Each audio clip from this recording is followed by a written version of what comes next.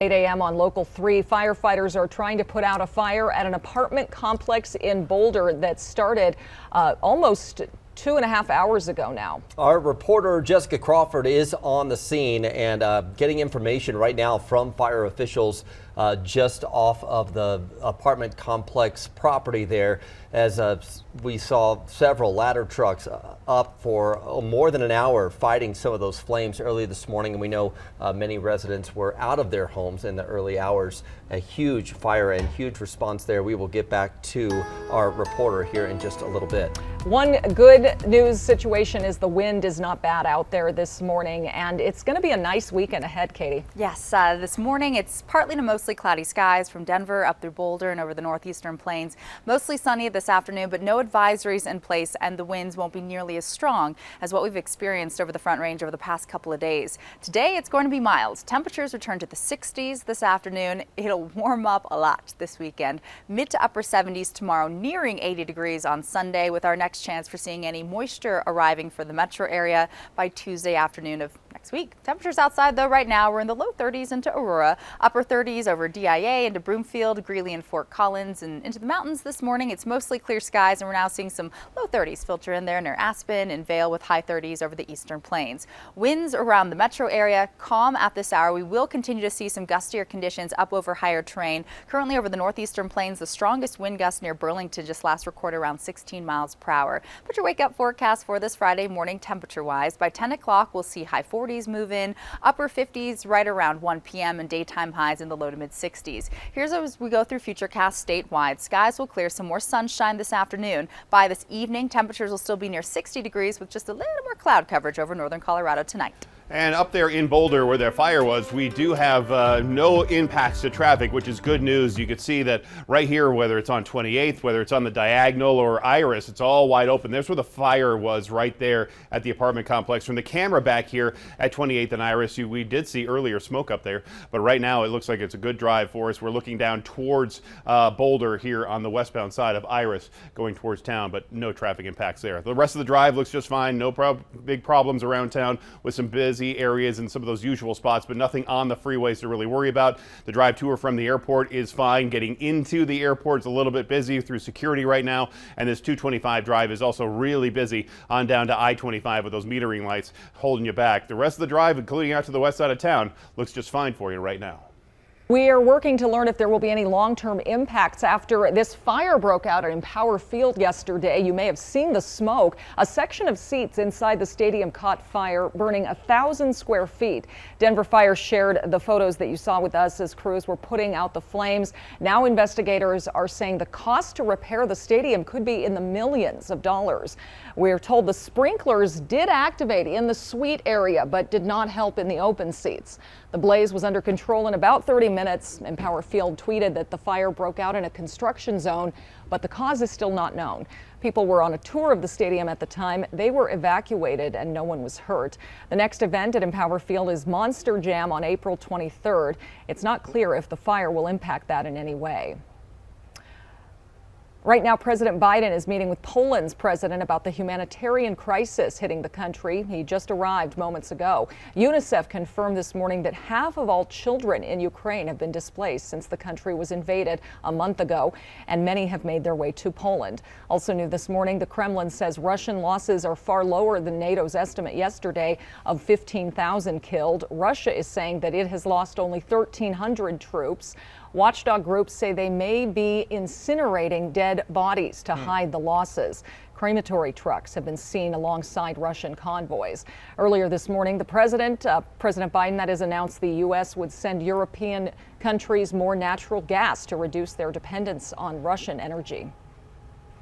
Today, we've agreed on a joint game plan toward that goal, while accelerating our progress toward a secure, clean energy future. President Biden pledged another $1 billion in humanitarian aid to Ukraine. He said the U.S. will accept up to 100,000 refugees here. So as the president is in Poland, First Lady Dr. Jill Biden is coming to Colorado today. She'll be here for a Democratic fundraiser and a White House event, and also be the guest speaker at the Latin American Educational Foundation Gala. The Latin American Education Foundation is an old Colorado college assistance and scholarship program statewide program that serves Colorado's Hispanic and Latino youth. Our main goal is to try to get these students to college, but not just to college. We want to help them get through to their degree. And I had a chance to sit down with the Foundation's Executive Director, Jim Chavez, and I had a chance to ask him about the importance of getting more Latin students into college. We need a more talented, educated workforce, and college is the path to doing that. So our big goal is to help many, many more talented Hispanic and Latino students get to college, get through college successfully, and then launch them into their careers so they can be positive, contributing members of the economy and the community, but also, taking better care of themselves and their families, helping the community. Also very cool, he told me as executive director, of course, he could be the one to introduce the First Lady tomorrow night, but instead he is going to let one of the students have that honor to introduce First Lady Jill Biden, a great moment for them. You can learn more about the Foundation's work on the website laef.org. The attorney for Aurora Police Chief Vanessa Wilson tells Denver 7 the chief has no plans to retire or resign, but that city manager Jim Twombly has asked for an exit strategy. High-ranking sources told Denver 7 Investigates that city leaders are forcing Wilson out. So far, city leaders are not confirming nor denying our report, but her attorney tells Denver 7's Jennifer Kovaleski that Wilson and Twombly recently met virtually, and that's when an exit strategy was brought up. It's fair to say the city manager is trying to force her out. Well, I think it's several people, but certainly when you ask somebody for an exit strategy, it does appear that there's a big problem. Chief Wilson is out of the country on vacation right now. Her attorney believes the discussion about an exit strategy right before she left was calculated. Ultimately, Aurora's city manager will have the final say on whether the chief stays or goes. Want to get back out to our reporter Jessica Crawford, who's been following our breaking news this morning of an apartment complex that led to a huge response from first responders, and several residents were displaced from their homes early this morning. Jessica, I know you just heard from fire officials. What have we learned? So right now we are actually still waiting to hear from fire officials. If you just take a look behind us, though, you can still see that there are firefighters still here on the scene. Right now it looks very improved from where it was just a few hours ago. If you'd seen just a few hours ago, then there would be lots of smoke billowing into the sky. That's not the problem at this point. What we do know, and we can show you some video just from earlier this morning, is that residents told us that around 4:30 they got a knock on their door saying, hey, you need to get out of this particular building, of the apartment. After that, we did see flames, and at one point the smoke was so great that you really could not see over into that apartment building. When we last saw the scene, it looked as though firefighters had made quite a bit of progress. Here's one person who lived there at that complex. Devastating fire. Kind of brought me back to the forest fires in Boulder earlier this year. It's definitely a welcoming community. We're going to do our best to help anyone we know in this building get through this, but from what I can tell, the building's pretty much destroyed and those people are going to have to move. So right now, like I said, we're still waiting to hear from fire officials on, number one, what caused that fire, and number two, if there have been any injuries related to that. Live in Boulder, I'm Jessica Crawford, Denver 7. Thank you, Jessica. If you normally take the A line to the airport, you may have been waiting for the train longer than usual this week. Denver 7's Veronica Acosta joins us live. And Veronica, there's no easy fix to this ongoing staffing issue. It's arguably one of the most important and most used lines, right? The A line. On average, during a weekday, nearly 13,000 people hop on one of these trips.